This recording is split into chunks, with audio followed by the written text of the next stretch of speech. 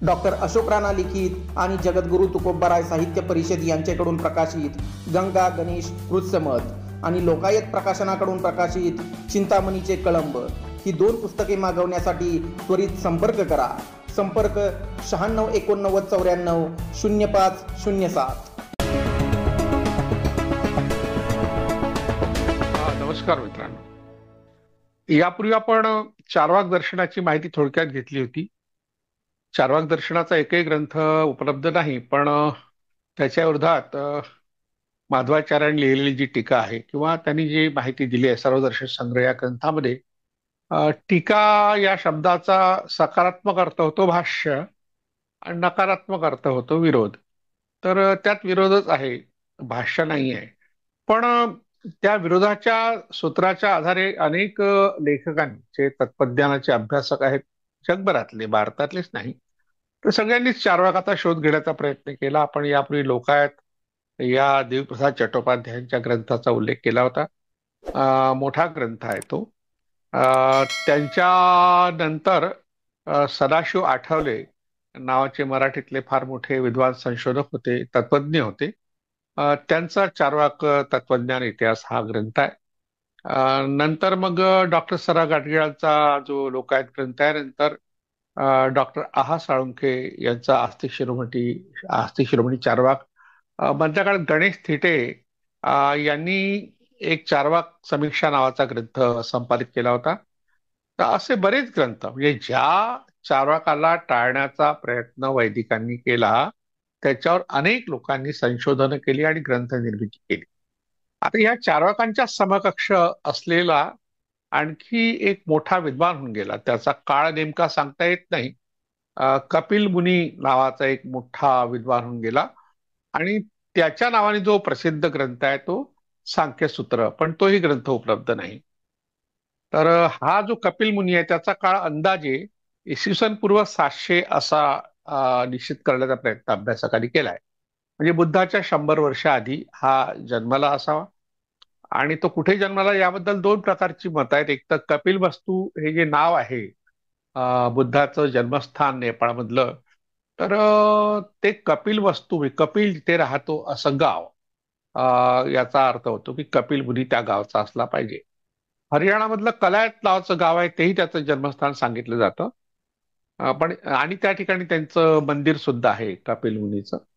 तर त्याची कारणं वेगळी आहे. कपिल मुनी हा अवैदिक आहे, म्हणजे वैदिकांपैकी नाही आहे. तर हे चार्वाक हे अवैदिकांपैकी नाही आहे, म्हणून त्यांच्यावर प्रचंड टीका झालेली आहे. तशी कपिलांचं मात्र वेगळं झालंय, त्यांच्यावर तेवढी टीका झाली नाही. कपिल मुनीचं जे सांख्यसूत्र आहे ते जरी उपलब्ध नसलं, ते इसवी सनाच्या 3ऱ्या किंवा 5व्या शतकात ईश्वर कृष्ण नावाचा एक विद्वान होऊन गेला. त्याची सांख्य कारिका, कारिका हा संस्कृतच्या काव्याचा एक भाग आहे आणि काव्याचा प्रकार आहे. तर त्या प्रकारामध्ये त्यांनी सांख्य तत्वज्ञान सांगितलं. आता सांख्य तत्वज्ञान काय आहे? यापूर्वीच्या भागामध्ये एक प्रश्न विचारला होता एका श्रोत्यांनी, की 28 बुद्ध हा काय प्रकार आहे. तर त्याचं थोडं स्पष्टीकरण देतो की 28 बुद्ध प्रत्यक्षात होते की नाही. तर जैनांमध्ये 24 तीर्थंकर होऊन गेले आणि वर्धमान महावीर हे 24वे तीर्थंकर आहेत. त्यानंतर कोणी तीर्थंकर झाल्याचा उल्लेख नाही. पण त्याच्या आधी आणखी 23 होऊन गेले. याचा अर्थ जैनांचा काळ थोडा मागे जातो, बराच मागे जातो बौद्धांच्या. आणि त्यामुळे बौद्धांनी मग काल्पनिक अशा 28 बुद्धांची कल्पना केली आणि तशा प्रकारची मांडणी केली आहे. या गोष्टीवर एक स्पष्ट होतं की जैन आणि बौद्ध यांचा संघर्ष होता, समकालीन लोकांमध्ये होता. म्हणजे बुद्धाच्या काळात तो होता की नाही याचे पुरावे नाही आहे, पण बुद्धाचा जो अतिशय जवळचा शिष्य होता सारिपुत्त मोग्गलायन, तर त्याची हत्या ही जैन मुनींनी केली असं काही इतिहासकार म्हणतात. तो ध्यानमग्न असताना एका गुहेमध्ये त्याला जैन मुनींनी मारलं. म्हणजे जैन मुनी हे अहिंसक होते असा आपला समज आहे, तो चुकीचा आहे. पण बाबासाहेब आंबेडकरांनी तसा काही उल्लेख त्यांच्या ग्रंथात केला नाही. त्यांनी फक्त महामोद्गलांची हत्या झाली एवढं म्हटलंय, पण जैनानेच केली असा आग्रह त्यांनी केला नाही, कारण त्यांनी मग त्यावर विस्तृत संशोधन केलं. तर अलीकडे काही लोक जेव्हा जैन आणि बौद्ध यांचा जो तौलनिक अभ्यास मांडतात, प्रामुख्याने युट्यूबर मांडतात, बाकी तर ग्रंथ लिहिणारे लोक फार विचारपूर्वक आणि अनेक पुरावे एकत्र करून लिहितात. ते काही असं भोंगळ विधान करत नाही. पण युट्यूबवर अशी अनेक भोंगळ विधान झाली आहे की ज्यात बुद्धानंतर वर्धमान महावीराचा जन्म झाला असं दाखवलं आणि मृत्यू आधीच झाला. त्यामुळे मग बुद्धानंतर वर्धमान महावीर झाले म्हणजे जैन धर्म हा नंतरचा आहे असं सांगण्याचा प्रयत्न करतात. पण जैनांचा हा काही दावा नाही आहे की बा महावीरांनीच जैन धर्म स्थापन केला असं त्यांचं म्हणणं नाही. त्यांचं म्हणणं 24वे तीर्थंकर आहे. त्याच्या आधी पार्श्वनाथ हा एक मोठा तीर्थंकर होऊन गेला. त्याचे ऐतिहासिक पुरावे आहेत आणि त्याचा संप्रदाय सुद्धा भारतभर आहे. आणि पार्श्वनाथीची जी शासन देवता आहे, शासन देवता ही जी संकल्पना अशी आहे की त्याची संरक्षक देवता आहे ती. तिचा उल्लेख धरणेंद्र नाग असा आहे तो. आणि त्या धरणेंद्राने पार्श्वनाथाला एका मोठ्या संकटातून वाचवल्याचा उल्लेख येतो. ज्याप्रमाणे बुद्ध चरित्रामध्ये मुचलिंद नागाचा उल्लेख येतो की मुचलिंदानी पावसाच्या पासून संरक्षण केलं आपल्या भगवान गौतम बुद्धाचं, त्याचप्रमाणे पार्श्वनाथाचं संरक्षण हे धरणेंद्र नागाने केल्याचा उल्लेख येतो. ही सांकेतिक कथा असते. म्हणजे नागकुळातल्या लोकांनी या दोघांनाही संरक्षण दिलं होतं, समर्थन दिलं होतं असा त्याचा साधा अर्थ होतो. म्हणजे एकाच परिसरामध्ये अशा प्रकारचे हे दोन धर्म विस्तारले, त्यामुळे मग तो संघर्ष किंवा ती स्पर्धा ही अभिनिवेशाने जी मांडतात ते अनुयायी मांडतात. समकालीन लोकांमध्ये ती स्पर्धा झाली असावी. आणि मग बुद्धाबद्दल जी माहिती आपल्याला मिळते त्यानुसार की बुद्ध हे बोधिगयेला गेले आणि त्या ठिकाणी झाडाखाली ध्यानधारणा केल्यामुळे त्यांना ज्ञान झालं. म्हणजे याचा अर्थ ज्ञान त्यांना आपोआप झालं, झाडाखाली बसल्याने ज्ञान झालं. यापूर्वीही एका झाडाखाली बसले होते आणि तिथे त्यांना ज्ञान झालं होतं अशा प्रकारची कथा अट्टकथात मिळते. अट्टकथा ही 5व्या शतकातल्या आहे. आणि 5व्या शतकापर्यंत बरंच पुलाकारून पाणी वाहून गेलं होतं, कारण बुद्धाला जाऊन 1000 वर्ष झाली होती आणि त्यामुळे जैन आणि बौद्धांचा संघर्ष मोठा होता. त्यामुळे हे स्वयंप्रज्ञ आहे, बुद्ध स्वयंभू आहेत असं मांडण्याची एक स्पर्धा बौद्धांच्या मध्ये निर्माण झाली. त्यातून मग बोधिवृक्षाचं महत्व वाढलं. बोधिवृक्षाचं महत्व वाढण्याची वेगळी कारण आहे. आपण खरं म्हटलं बोधिवृक्षावर एक स्वतंत्रच भाग करायला पाहिजे, कारण तो पिंपळ वृक्ष आहे आणि हा पिंपळ वृक्षाचा उल्लेख आपल्याला गीतेमध्ये आढळतो. गीता ही इसवी सनाच्या 1ल्या शतकातली आहे आणि भगवान बुद्धाला जी बोधी झाली त्याच्याही आणखी 500 वर्षापूर्वी समजा. तर अशा तऱ्हेने त्या पिंपळ वृक्षाचं महत्व त्याही काळात होतं. त्याच्याही आधी आपल्याला पिंपळ वृक्षाचा उल्लेख सिंधू संस्कृतीमध्ये आढळतो. तो तिथेही पूजनीय होता. सूर्यमुद्रा यांचे मार्फत प्रकाशित करण्यात आलेल्या डॉक्टर बाबासाहेब आंबेडकर विचारमाला या 50 पुस्तकांच्या संचात बाबासाहेबांच्या विचारांच्या आणि व्यवहारांच्या 50 पैलूंवर विविध अभ्यासकांची एकूण 50 पुस्तकं प्रकाशित झाली. त्यात डॉक्टर अशोक राणा यांनी लिहिलेले शोधनिबंधपर पुस्तक, डॉक्टर बाबासाहेब आंबेडकरांनी केलेली मातृदेवतांची चिकित्सा आजच मागवा. संपर्क 7385653620. त्या पिंपळ वृक्षाचं महत्व त्याही काळात होतं. त्याच्याही आधी आपल्याला पिंपळ वृक्षाचा उल्लेख सिंधू संस्कृतीमध्ये आढळतो. तो तिथेही पूजनीय होता. म्हणजे बुद्धाच्या 2500 वर्षापूर्वी सुद्धा पिंपळ वृक्ष पूजनीय होता. वृक्ष पूजेतून अशा तऱ्हेने बोधिवृक्षाची संकल्पना आली आणि तो बोधिवृक्ष आता जगभर प्रसिद्ध झाला. श्रीलंकेत त्याचं स्वतंत्र मंदिर आहे. मंदिर म्हणता येईल त्याला, विहार नाही म्हणतात, ते मंदिरच आहे, टेम्पलच म्हणतात त्या ठिकाणी ते. तर अशा तऱ्हेने बुद्धाला आपोआप ज्ञान झालं अशा प्रकारचा एक समज बौद्ध धर्मियांचा आहे. पण बाबासाहेब आंबेडकरांनी बुद्ध आणि धम्म या त्यांच्या ग्रंथामध्ये बुद्ध जेव्हा 8 वर्षाचे होते किंवा 12 वर्षाचे झाले त्या काळामध्ये त्यांना ज्ञान, तत्वज्ञान प्रामुख्याने शिकवण्याकरता किंवा इतरही गोष्टी शिकवण्याकरता काही गुरु, 8 गुरूंचा उल्लेख त्या ठिकाणी आहे.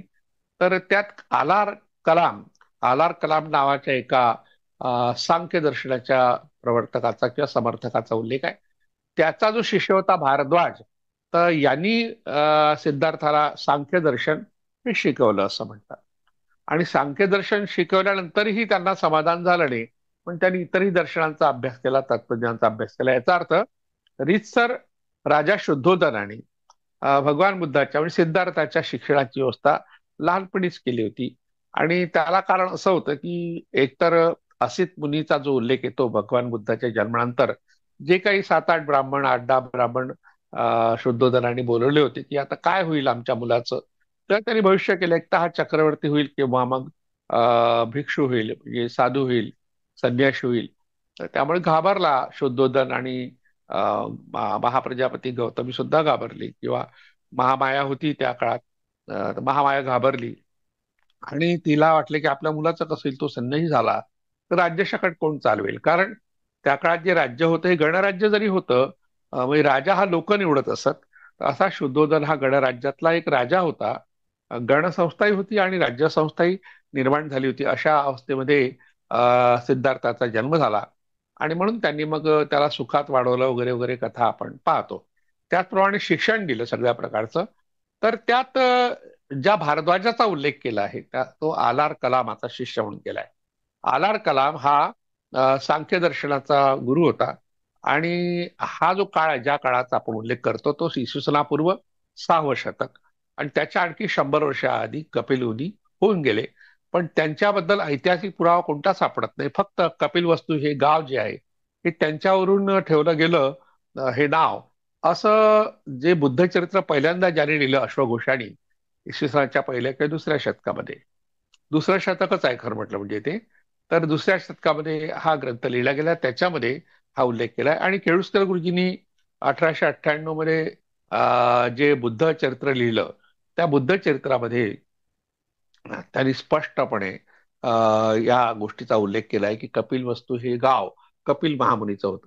कपिल महामुनी हा शब्द वापरतो आपण यासाठी कारण तो गीतेने प्रतिष्ठित केला. सिद्धानाम कपिलो मुनी अशा तऱ्हेने गीतेत त्याचा उल्लेख आहे कृष्णाच्या तोंडी आलेला. म्हणजे जो 10वा अध्याय आहे आपल्या गीतेचा, त्यामध्ये अनेक लोकांमध्ये मी कसा आहे मी कसा आहे, तर गीतेने कपिल मुनीला महत्वाचं स्थान दिलं. आणि पुढे गंमत ही झाली, जो कपिल नास्तिक होता, निरीश्वरवादी होता, अवैदिक होता, त्याला विष्णूच्या 24 अवतारामध्ये समाविष्ट केलं गेलं आणि पुढल्या काळामध्ये त्याला आस्तिक दर्शनामध्ये समाविष्ट केलं गेलं. आस्तिक दर्शनामध्ये समाविष्ट करण्यामागचा जो हेतू आहे तो ईश्वर कृष्णाचा आहे.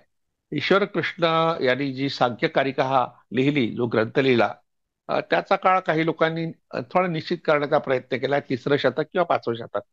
म्हणजे याचा अर्थ बुद्धाच्या महापरिनिर्वाणानंतर 1000 वर्षांनी अशा तऱ्हेने ईश्वर कृष्णाची सांख्यकारिका, सांख्यकारिकेवर खूप लोकांनी भाष्य केलंय. एबी सुद्धा स्वतंत्रपणे त्यावर भाष्य केलंय. तर हा जो कपिल मुनी जो होता त्याचं जे सांख्य दर्शन आहे त्याचा थोडक्यात परिचय या ठिकाणी आपण करून घेऊ. विस्ताराने परिचय करून घेण्याचं जरी आपला उद्देश असला तरी त्याला खूप वेळ लागेल, पण थोडक्यात माहिती पाहू.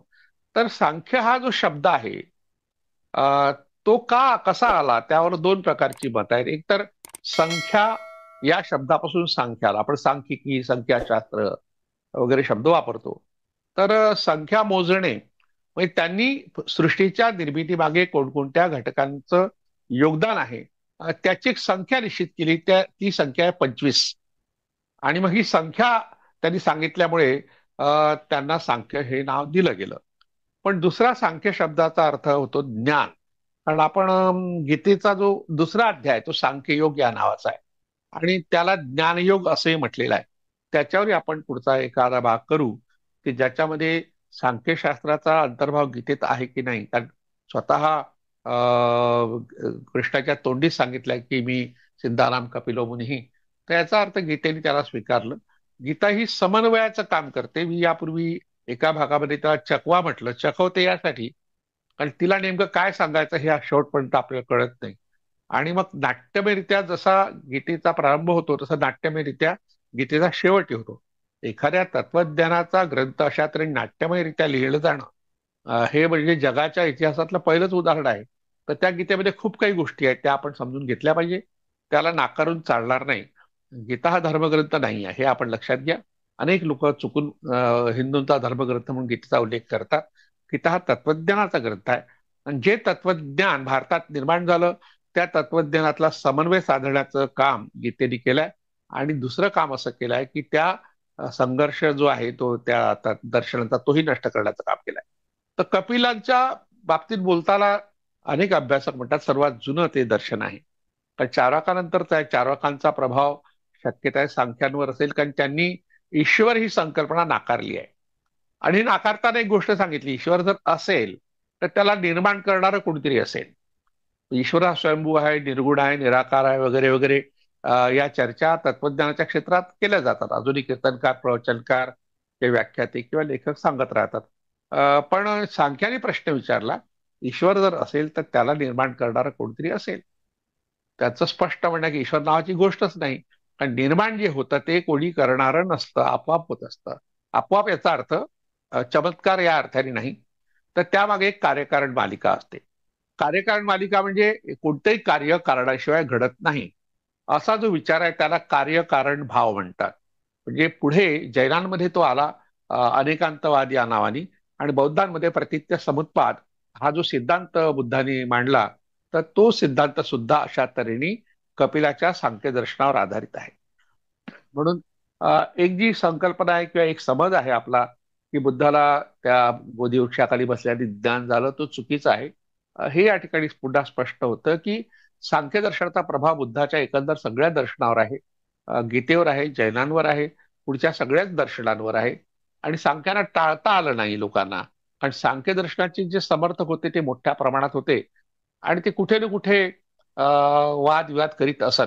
जसं चार्वाकाबद्दल सांगितलं जातं की चार्वाक दर्शनाचे समर्थक बऱ्याच ठिकाणी आपल्याला आढळतात. जेवढे ग्रंथ आपण वाचतो, प्राचीन ग्रंथ, भारतीय ग्रंथ प्रामुख्याने, तर त्याच्यामध्ये रामायण असो, महाभारत असो, गीता असो किंवा आणखी कोणते ग्रंथ असो, पुराण ग्रंथ असो, त्या सगळ्या ग्रंथामध्ये कुठे ना कुठे चार्वाकांचा वाद कोणाशी तरी झालेला किंवा त्याच्या विरोधात काहीतरी लिहिलेलं आढळतं. तसंच कपिल मुनी बद्दलही अशा आख्यायिका, दंतकथा किंवा मिथक. दंतकथा हा ऐतिहासिक लोकांसाठी वापरलेला शब्द आहे. आख्यायिका आणि मिथक ही धार्मिक लोकांसाठी किंवा धर्मग्रंथाशी संबंधित हा शब्द आहे. म्हणून या ठिकाणी आपण आख्यायिका किंवा मिथक म्हणूया. तर अशा प्रकारची मिथक कपिल मुनी संबंधात आढळतात, कारण त्याला विष्णूचा 24व्या अवतारामध्ये समावेश केल्यामुळे तो विष्णूपैकीच झाला. विष्णू जसा आदिवासींचा नेता होता, तसंच कपिल मुनी ही कदाचित आदिवासींचा नेता असेल. आणि त्याला जे सुचलं की सृष्टी त्यांनी जवळून पाहिली, तो निसर्गवादी होता, निसर्ग पूजक होता. आणि कोणती गोष्ट आपोआप घडत नाही, तर त्याच्या आधी काहीतरी गोष्टी असतात. त्याला आपण कार्यकारण भाव म्हणतो आणि तत्वज्ञानाच्या परिभाषेत त्याला सत्कार्यवाद म्हणतात. जसं आता ईश्वरवादी लोक जे आहेत, ते ईश्वरवादी लोक आहेत की दैववादी लोक आहेत, ते म्हणतात सर्व काही ईश्वराने निर्माण केलं, त्याच्या इच्छेने सर्व काही चालतं. निर्माण करताय तो आहे, पालकही आहे आणि सांभाळणारही आहे आणि उपकार करताय वगैरे वगैरे, खूप खूप खूप खूप खूप खूप विशेषण गीत ईश्वराला लावण्यात येतात. आणि ईश्वरवादी जेवढे धर्म आहेत, इस्लाम असो की ख्रिश्चन असो, की आणखी बरेच धर्म आहेत, तर त्या धर्मामध्ये ईश्वराला सर्वोच्च स्थान दिलेलं आहे. त्याच्याबद्दल चर्चा करायच्या नाही आणि तो चर्चेने सांगता येत नाही. नायम आत्मा प्रवचन लभ्य हा, त्याची चर्चा करता येत नाही, आत्म्याचं निर्वचन करता येत नाही. अशा तऱ्हेच्या अनेक सूचना वैदिक साहित्यात आहे. पण याला तडा दिलाय तो कपिलानी, सांख्यदर्शनानी. त्यांनी जी संकल्पना मांडली की प्रत्येक गोष्ट घडते त्यामागे 3 गुण असतात: सत्व गुण, रजगुण आणि तमोगुण. आणि त्यांच्या प्रवृत्ती काय, त्यांची काय वैशिष्ट्य आहे, अशा त्यांनी 24 गुणांचा उल्लेख केलाय, 24 गोष्टींचा. आणि त्यात 25वां जे घटक आहे तो पुरुष आहे. आता पुरुष म्हणजे काय? पुरुष म्हणजे आपण ज्या अर्थाने पुरुष शब्द वापरतो त्या अर्थाने सांख्याने वापरला नाही. त्यांचं म्हणणं आहे की पुरुष हा चैतन्य आहे. म्हणजे प्रत्येक सृष्टीमधल्या प्रत्येक घटकामध्ये जे चैतन्य असतं, उजेड असतो, त्या उजेडाला त्यांनी पुरुष म्हटलंय. आणि प्रकृती ही जड आहे, पण प्रभावी आहे. कारण आता पृथ्वी ही प्रकृतीचा भाग आहे. झाडं आहेत, डोंगर आहेत, पाणी आहेत, नद्या आहेत. अशा अनेक घटकांकडे आपण पाहताना, किंवा इतरही प्राणी आहेत, वन्य प्राणी आहेत किंवा पाळीव प्राणी आहेत किंवा माणसं आहेत ज्यांच्यात प्राण आहे, ते सगळे लोक जे आहेत, सगळे घटक जे आहेत, त्यांच्यामुळे सृष्टी निर्माण झालेली आहे. आणि ती निर्मिती प्रक्रिया चालू असते, निरंतर चालू असते. पुढल्या काळात जी कणांचा विचार केला गेला की कणाकणातून सृष्टी जन्मते, कणादांचा जो विचार आहे आपण वैशेषिकांच्या संदर्भात पाहू. आता हा आणखी एक महत्वाची गोष्ट सांगायची राहिली की 6 दर्शनांचा उल्लेख आस्तिक दर्शनांच्या संदर्भात केला जातो, पण ते प्रत्यक्षात 3च दर्शन आहेत. ज्याप्रमाणे नास्तिक दर्शन 3 आहेत, त्यात चार्वाक आहे, जैन आहे आणि बौद्ध आहे, त्याचप्रमाणे आस्तिक दर्शन सुद्धा मुळात 3च आहेत, त्यांच्या जोड्या आहेत. सांख्यासोबत योग दर्शन येतं, न्यायासोबत वैशेषिक येतं आणि मीमांसासोबत वेदांत येतं. म्हणजे हे एकमेकाला पूरक असे हे गट आहेत, किंवा आपण म्हणू घटक आहेत की एकमेकाला पूरक आहेत. पूरक कसे आहेत? म्हणजे सांख्यदर्शनातलं जे तत्वज्ञान आहे ते समजून घ्यायचं असेल तर तुम्हाला योगदर्शनकडे वळावं लागतं, योगदर्शन वाचावं लागतं. योगदर्शन हे प्रात्यक्षिक आहे, तर सांख्यदर्शन हे आदर्श थिअरी म्हणून थिअरॉटिकल आहे. आणि त्या थिअरीमध्ये त्यांनी सृष्टीच्या सगळ्या घटकांचा उल्लेख करताना त्यांना जड म्हटलंय. म्हणजे जड चेतनवाद हा जो शब्द आहे की चेतन म्हणजे काय, तर चेतन म्हणजे काय याचं प्रश्नाचं उत्तर दैवी प्रवृत्तीच्या लोकांनी सरळ, ते दैवी तत्वज्ञानाच्या लोकांनी सरळ सांगितलं की ते ईश्वरच आहे, आत्माच आहे. कपिल मुनी आत्मा मानत नाही, आत्म्याचं अस्तित्व मानत नाही. आणि विशेषतः चारकाच्या संदर्भात त्यांचा जो थोडा मतभेदाचा भाग आहे तो प्रमाण मांडण्याशी, म्हणजे प्रमाण म्हणजे पुरावा. आता चारवाकांनी प्रत्यक्ष प्रमाण मानलं, जे दिसत नाही, जे हाताला किंवा डोळ्याला किंवा कानाला किंवा जिभेला जाणवत नाही किंवा नाकाला श्वासाच्या वाटेत जाणवत नाही, ते सत्य नाही. म्हणून त्यांनी अनुमान प्रमाण हे नाकारलं. अनुमानाबद्दल आपण यापूर्वी बोललो होतो की यत्र यत्र धूमहा तत्र तत्र वन्यही, ज्या ज्या ठिकाणी धूर आहे त्या त्या ठिकाणी आग असतेच. हे अनुमान प्रमाणाचं एक महत्वाचं लक्षण आहे, कारण धूर असा आपोआप निघत नाही. तर हे अनुमान प्रमाण हे कपिलांनी मानलं, सांख्यदर्शनांनी मानलं. आणि दुसरी गोष्ट सांख्यदर्शनांनी मानली ती शब्द प्रमाण. म्हणजे आपण ग्रंथांना आणि शब्दाच्या अर्थाला प्रमाण मानलं पाहिजे. चार्वाकांनी ही दोन्ही प्रमाणे नाकारली होती. म्हणजे चार्वाक आणि कपिल यांच्या संप्रदायामध्ये किंवा यांच्या तत्वज्ञानामध्ये हा संघर्ष आहे. म्हणून चार्वाक जे टाळलं गेलं, पूर्णतः नाकारलं गेलं, कारण ते प्रत्येक वेळी पुरावा मागतात. पण कपिल हे पुराव्याच्या पलीकडे जातात की दुसरे पुरावे असतात, प्रत्यक्षात पुरावे असतात असं नाही, अप्रत्यक्ष काही पुरावे असतात, त्यातून आपल्याला ज्ञान मिळतं. ज्ञान प्राप्तीसाठी किंवा सृष्टीच्या निर्मितीची कारण शोधताना कोणकोणती प्रमाणं मानावी याबद्दल कपिलाचं मत आहे की शब्द प्रामाण्य मानावं, प्रत्यक्ष प्रमाणे मानावं, अनुमान प्रमाण मानावं. म्हणजे तत्वज्ञानाच्या क्षेत्रामध्ये प्रमाण हा जो एक महत्वाचा घटक आहे, पुरावा. आणि तत्वज्ञान हा शब्दच सांगतो की ते काय आहे, त्याचं ज्ञान, तत्वज्ञान. म्हणजे ते काय आहे, तर मग ईश्वरवाद्यांनी सरळ म्हटलं ते म्हणजे ईश्वर आहे. ईश्वराविषयीच्या ज्ञानाला तत्वज्ञान म्हटलं. पण चारकाच्या संदर्भात बोलायचं किंवा कपिलाच्या संदर्भात बोलायचं, या लोकांनी ईश्वर मानला नाही. तत्व म्हणजे सृष्टीतले घटक, आणि त्या घटकांची ज्यांनी यादी केली त्यात मग पंचमहाभूत हा शब्द आला. म्हणजे पंचमहाभूत शब्द आपण सहज आता वापरतो, कीर्तनकार प्रवचनकारी वापरतात. पण या शब्दाचं जे मूळ आहे ते सांख्य दर्शनामध्ये आहे. मित्रांनो, नवे पुस्तक लोकायत प्रकाशनाने प्रकाशित केलेले डॉक्टर अशोक राणा लिखित मिथक साहित्य व संस्कृती आजच मागवा. संपर्क 8484978899.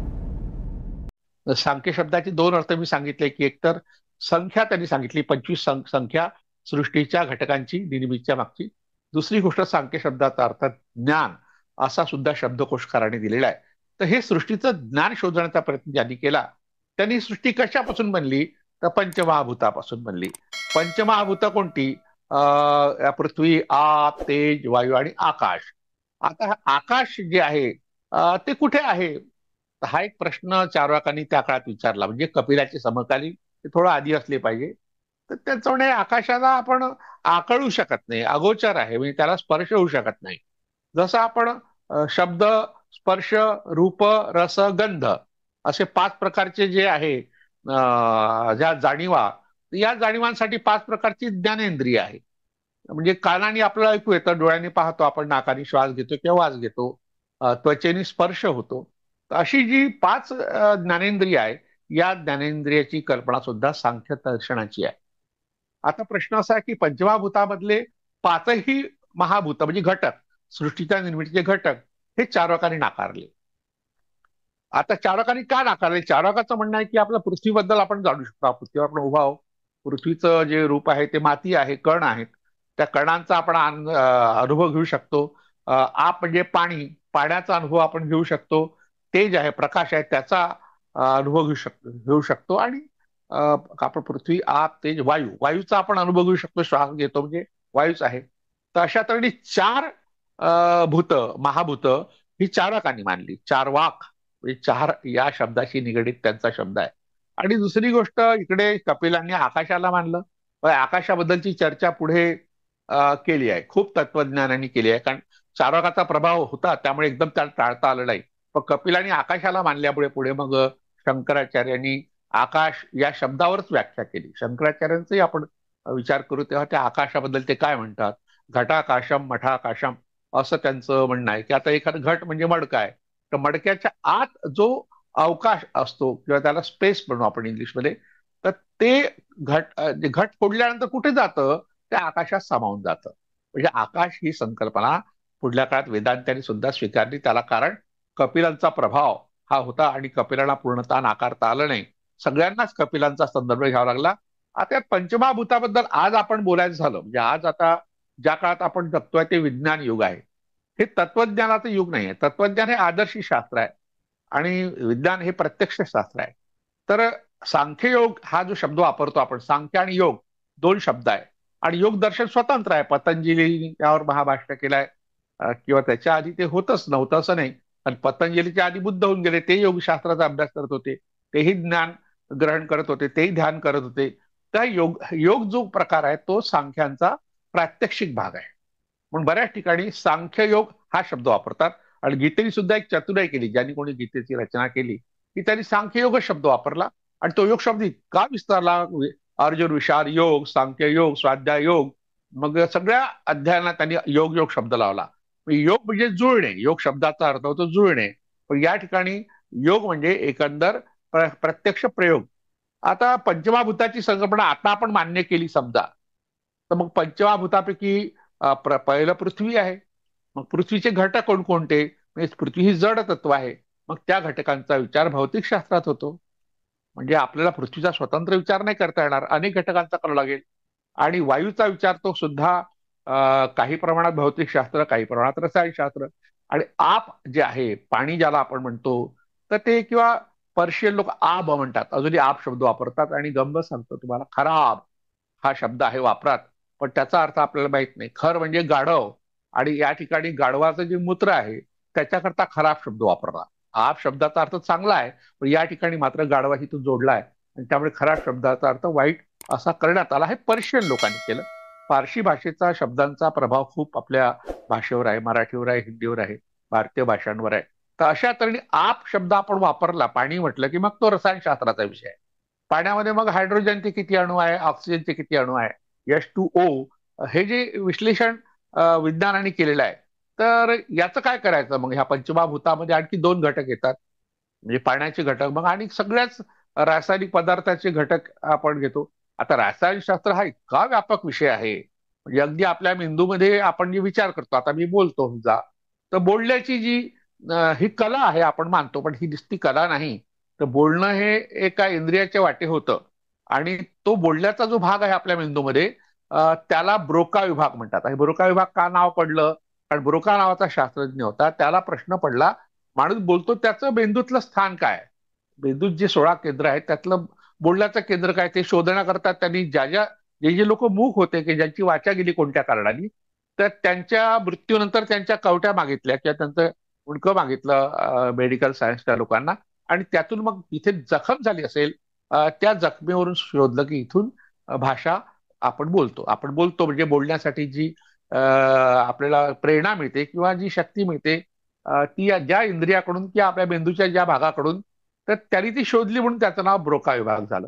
अशी रडण्याची आपली भावना होते, ओरडण्याची भावना होते, पाहण्याची जी दृष्टी आहे आपल्याला किंवा आपण ऐकतो, ह्या सगळ्या गोष्टींसाठी 16 प्रकारची केंद्र आपल्या मेंदूमध्ये, ते पाहण्याची जी दृष्टी आहे आपल्याला किंवा आपण ऐकतो, ह्या सगळ्या गोष्टींसाठी 16 प्रकारची केंद्र आपल्या मेंदूमध्ये आहे. आता हे कुठेच कपिल दर्शनात येणार नाही किंवा चार्वाकाच्या दर्शनात येणार नाही किंवा बुद्धाच्या दर्शनात येणार नाही किंवा जैनांच्या येणार नाही किंवा शंकराचार्याच्या येणार नाही. म्हणजे तत्वज्ञान आता कालबाह्य केव्हा व्हायला लागलं, जेव्हा विज्ञानाचा शोध लागला, मूलद्रव्यांचा शोध लागला. इसवी सनाच्या 17व्या शतकामध्ये मूलद्रव्यांचा शोध लागला आणि 20व्या शतक तर अनेक शोधांची जननी मानलं गेलाय. मूलद्रव्याच्या शोधाने आपल्याला कळलं की ह्या सगळ्या सृष्टीच्या निर्मिती मागे हे मूलद्रव्य आहे. म्हणजे त्यात ऍटम आहे, मॉलिक्युल म्हणू आपण, मग ऍटमच्या पुढे आणखी न्यूरॉन आहे, प्रोटॉन आहे, म्हणजे सगळे कण अवतीभोवती फिरतात. आता अलीकडे तर मोठा एक आपण गॉड, ज्याला पार्टिकल नाव दिलं गेलं चुकून, तर त्याच्यावर जो शोध झाला अलीकडला, बिग बँग नावाचा जो प्रयोग झाला, त्यातून विज्ञानाने आणखी सृष्टीच्या निर्मितीची कारणं शोधून काढली आहेत. म्हणून या सांख्यदर्शनाचा फक्त आपण परिचय याठी करून घ्यायचा की 2700 वर्षापूर्वी भारतामध्ये एका माणसाने सृष्टीच्या उत्पत्ती मागे कोणतीही दैवी शक्ती किंवा ईश्वर नसून सृष्टीमधलेच काही घटक आहे हे सांगण्याचा प्रयत्न केला. त्या दृष्टीने सांख्यदर्शनाचं महत्व आहे. त्यावर जे की खूप लोकांनी ग्रंथ आपापल्या परीने खूप लिहिले आहे. पण यात एक महत्वाची गोष्ट सांगण्यासारखी आहे की कपिलाने हे ज्ञान कुणाला दिलं. त्यात दोन प्रकारच्या कथा आहेत. एक तर त्यांनी आईला दिलं असंही सांगितलं जातं. अशा प्रकारची पौराणिक कथा आहे. कारण ही खूप लहानपणी मी ऐकली होती भागवत वगैरे या ग्रंथामध्ये ऐकताना. म्हणजे 8-10 वर्षाचा असताना ही गोष्ट ऐकली होती. तीच माझ्या डोक्यात होती. पण आता ह्या सांख्यदर्शनाचा विचार करताना त्यांनी कुणाला शिकवलं तर आसुरी नावाच्या त्याच्या शिष्याला.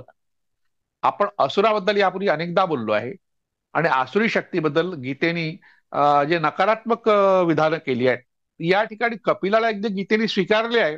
पण दैवासुर संपद विभाग योग सारखा हा जो अधिक अध्याय लिहिला ज्यांनी कोणी लिहिला असुरांच्या विरोधात लिहिलाय. मग त्याचा शिष्य आसुरी आहे. नंतरच्या शिष्याचा उल्लेख आहे पंचशिख. तर पंचशिखाने पुन्हा कपिलाचं जे दर्शन आहे ते ग्रंथरूपात मांडलं पण त्याचाही ग्रंथ उपलब्ध नाही आहे. पण काही लोकांनी तो शोधून काढलाय. त्यातले काही श्लोक सापडले. तर पंचशिखा आणि आसुरी हे दोन्ही जे संप्रदाय पुढल्या काळात निर्माण झाले ते वैदिकांच्या विरोधातले होते. म्हणजे कपिलांच्या संदर्भात त्यांच्या शिष्यांची माहिती जी मिळते आलार कलाम हा जो होता ज्याचा उल्लेख बुद्धाच्या चरित्रामध्ये येतो त्याचा शिष्य भारद्वाज हे सर्व वैदिक विरोधी होते. म्हणजे बुद्धावर जो प्रभाव पडला तो या अवैदिक अशा तत्वज्ञानाचा पडला हे यातून सिद्ध होतं. आणि पंचशिखाबद्दल पुढे वाईट लिहिलं गेलं बोललं गेलं. आणि हा जो ईश्वर कृष्ण आहे त्यांनी मात्र वैदिकाशी त्याला जोडलं. ईश्वर कृष्णानंतर मग कपिलाचं हे सांख्य दर्शन वैदिक दर्शनामध्ये मोडलं. त्याला आपण आस्तिक दर्शन म्हणतो. ते 5व्या-6व्या शतकात झालं. 5व्या-6व्या शतकात अनेक घटना घडल्या. त्याला राजकीय कारणं होती. राजकीय कारण अशी होती की त्या काळामध्ये गुप्त साम्राज्याचा उदय झाला होता आणि गुप्त साम्राज्याचे जे कर्ते होते ते सगळे विष्णूला मांडणारे होते आणि विष्णूला मांडणारे असल्यामुळे त्याचं स्थान महत्वाचं झालं.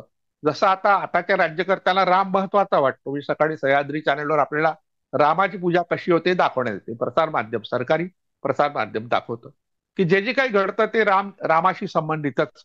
अशा प्रकारच्या कथा अशा प्रकारच्या प्रतिमा अशा प्रकारची प्रतीकं आज तयार होत आहेत. अगदी हाच प्रकार 1500-1600 वर्षांपूर्वी भारतात मगध हा जो अतिशय महत्वाचा भाग होता त्या मथुरा ही महत्वाची ठिकाण होती. साकेत अयोध्या हे महत्वाचं ठिकाण होतं. त्या ठिकाणी विष्णूची प्रतिष्ठापना करण्यात आली आणि विष्णूच्या अनेक अवतारामध्ये पुन्हा कपिलाचा समावेश करण्यात आला. जशा आता राजकीय युत्या होतात परस्पर विरोधी लोक एकत्र येतात आणि राज्य करतात. म्हणजे केवळ सत्ता प्राप्ती करतात ज्या तऱ्हेने राजकारणी लोक युत्या करतात समेट करतात तोच प्रकार 5व्या-6व्या शतकामध्ये ईश्वर कृष्णाच्या निमित्ताने सांख्य दर्शनाच्या कर्त्यांनी केला आणि ते मग आस्तिक दर्शनामध्ये समाविष्ट झाले. ते चारापासून त्यांचं नातं तुटलं पण त्यांचा प्रभाव मात्र जैनांवर होता बौद्धांवर होता आणि नंतरच्या वेदांत्यांवर होता. तो सगळा प्रकार आपण पाहू. कारण आपण तत्वज्ञानाची चर्चा करतो आणि तत्वज्ञान हे थोडंसं न आवडणारं असं क्षेत्र आहे. पण तरी दर्शनांची चर्चा आपण यासाठी केली पाहिजे की आपल्या पूर्वजांनी काय केलं होतं आणि युरोपमध्ये त्या काळात काय काय झालं त्याचाही तौलनिक अभ्यास आपण केला पाहिजे. तर अशा तऱ्हेने हे सृष्टीचं मूळ शोधण्याचं दर्शन आहे. दर्शन शब्दाचा अर्थ तत्वज्ञान असा आपण घेतो. दर्शन म्हणजे दिसलं. पूर्वीच्या काळात सुचलं असं नव्हते म्हणत दिसलं म्हणायचे. तर आताही तो शब्द आपण वापरतो. आपल्याला दृष्टी दिव्य दृष्टी शब्द आहे. म्हणजे काही लोकांना ती दृष्टी असते सगळ्यांनाच नसते. काही लोकांना डोळे असतात पण दृष्टी नसते असं आपण म्हणतो. दृष्टिकोन हाही एक शब्द आहे. तशा तऱ्हेने दृष्टी हा शब्द ज्ञान प्राप्ती या अर्थाने आजही आपण वापरतो. जुन्या काळामध्ये तो ज्ञान प्राप्ती किंवा ज्ञान या अर्थाने वापरला जात होता. एवढी माहिती मला असं वाटते की सांख्य दर्शनाची पुरेशी आहे. पुरेशी नाही आहे कारण खूप काही यावर चर्चा झालेल्या आहेत. तर सगळ्या चर्चा करीत बसलो तर आपल्याला बराच वेळ लागेल. म्हणजे भागवत सप्ताह सारखा एखादा सप्ताह घ्यावा लागेल. तो 4-5 तास अशा तऱ्हेने आपलं 50-60 तास तरी त्यावर चर्चा करावं लागेल. एवढं काम सांख्य दर्शनाच्या कर्त्यांनी केलंय.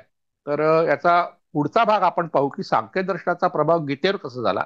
गीतेमध्ये सांख्य दर्शन कसं आलं. सांख्ययोग नावाचा अध्याय आलेला आहे. तर हे अतिशय महत्वाचं दर्शन आहे आणि भारतातलं सर्वात जुनं दर्शन आहे जे लिखित स्वरूपात उपलब्ध आहे. आजही आपण त्यावर चर्चा करू शकतो. तर एवढी माहिती पुरेशी आहे असं मला वाटलं म्हणून या ठिकाणी मी थांबतो. धन्यवाद.